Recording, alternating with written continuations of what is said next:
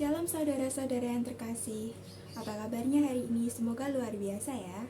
Perkenalkan, nama saya Rehulina Margarita Purba dari SMK Negeri 6 Surakarta, kelas 12 OTKP 2, nomor absen 22. Hari ini saya akan membawakan khotbah singkat tentang kekuatan doa untuk pengharapan yang tidak mengecewakan.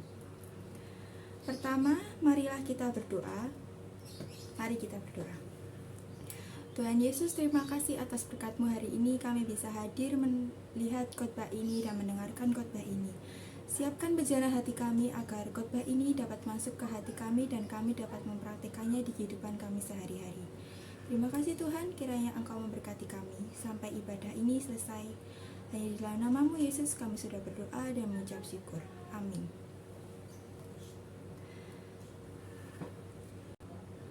Mari kita nyanyikan satu pujian dengan judul Kaulah Harapan dari Sari Simorangkir.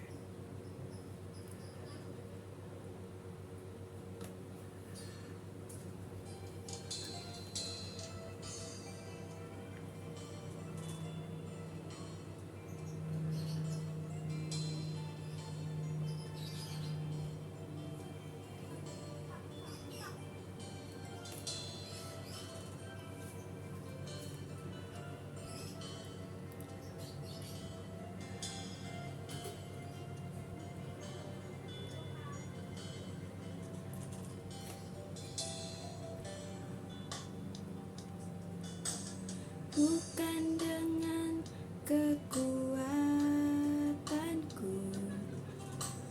ku dapat jalani hidupku tanpa Tuhan yang di sampingku. Ku tak mampu sendiri. Engkaulah kuatku yang menopangku. Ku pandang wajah-Mu dan berseru, pertolonganku datang dari-Mu. Peganglah tanganku, jangan lepaskan. Kaulah harapan dalam hidupku. Puji Tuhan, kita telah menyanyikan lagu pujian ini. Khotbah pada hari ini adalah dengan judul Kekuatan Doa untuk Pengharapan yang Tidak Mengecewakan. Diambil dari kitab Roma 5 ayat 2-5. Oleh Dia kita juga beroleh jalan masuk oleh iman kepada kasih karunia ini. Di dalam kasih karunia ini kita berdiri dan kita bermegah dalam pengharapan akan menerima kemuliaan Allah. Dan bukan hanya itu saja, kita malah bermegah juga dalam kesengsaraan kita, karena kita tahu bahwa kesengsaraan itu menimbulkan ketekunan, dan ketekunan menimbulkan tahan uji, dan tahan uji menimbulkan pengharapan, dan pengharapan tidak mengecewakan, karena kasih Allah telah dicurahkan di dalam hati kita oleh Roh Kudus yang telah dikaruniakan kepada kita. Amin. Pengharapan berarti sesuatu yang diinginkan oleh manusia. Setiap kita pastilah selalu mengharapkan yang terbaik dalam hidup kita. Misalnya menginginkan kebahagiaan, diberkati, umur panjang, dan lain-lain.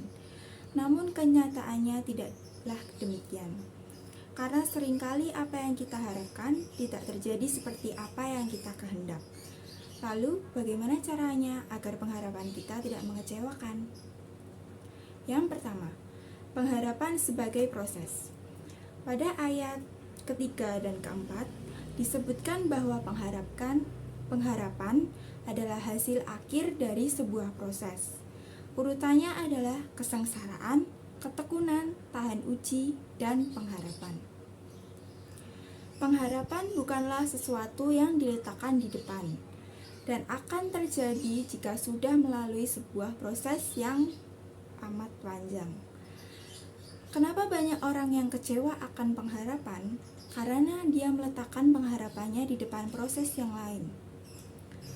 Ketika seseorang meletakkan pengharapannya terlebih dahulu, maka pengharapan tersebut dapat mengecewakan.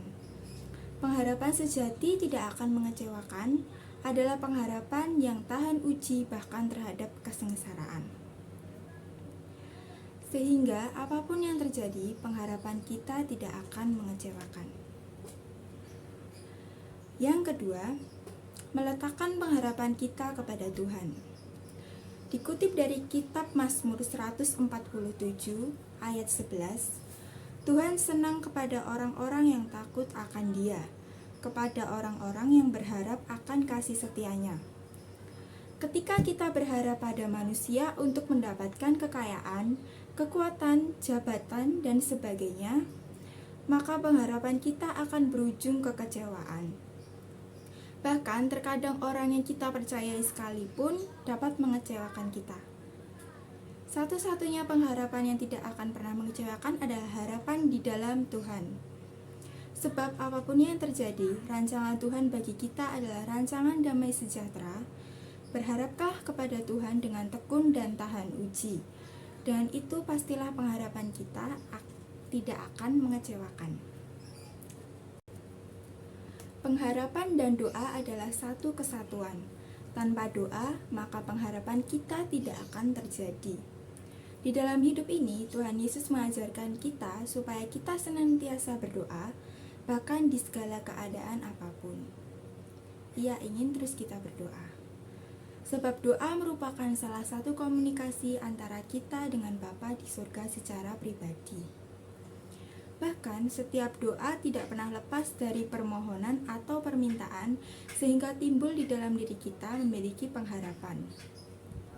Namun, terkadang jawaban doa tidak langsung menjadi kenyataan, di mana kita harus bersabar dan menunggu akan jawabannya. Sebagai manusia, kita cenderung menginginkan sesuatu yang instan. Namun, ingatlah, Tuhan memiliki waktu yang indah dan yang tepat. Jangan pernah putus asa dalam berdoa, sebab sampai hari ini Ia selalu mendengarkan doa kita dan permohonan kita. Dalam doa, kita juga akan mendapatkan ketenangan dan kekuatan dalam menghadapi sesuatu. Kemudian, saat kita berdoa, jangan pernah berhenti berharap kepada Tuhan, sekalipun keadaan belum berubah. Namun, setidaknya kita harus tetap berdoa sambil terus berharap. Jawaban Tuhan itu tidak pernah terlambat ataupun terlalu cepat. Dan Ia selalu menyatakannya pada waktu yang tepat. Milikilah pengharapan, sebab berharap di dalam Tuhan itu indah dan tidak pernah mengecewakan. Dan Ia mampu melakukan segala perkara, dan tidak ada sesuatu yang mustahil baginya.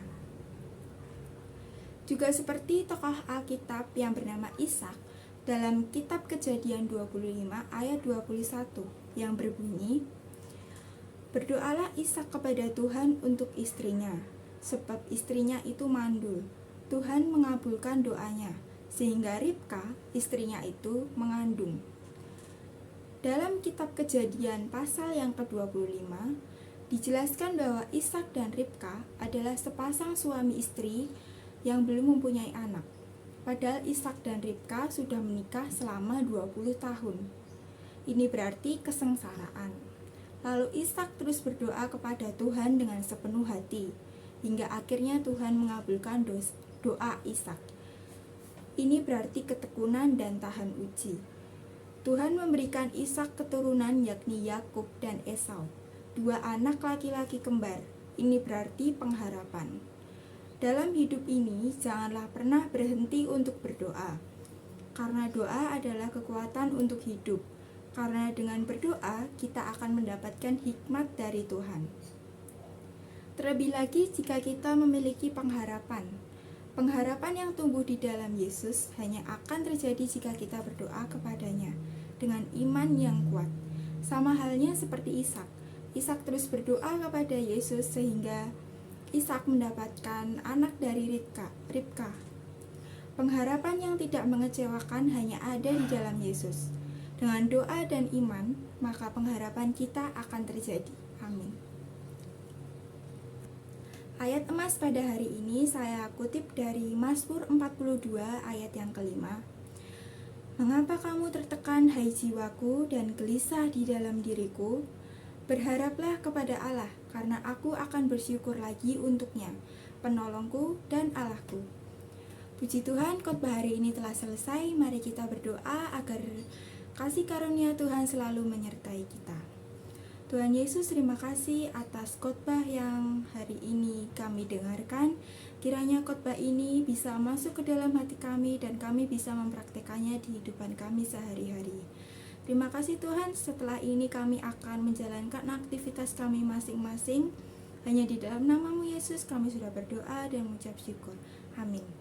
Sekian dari saya, terima kasih.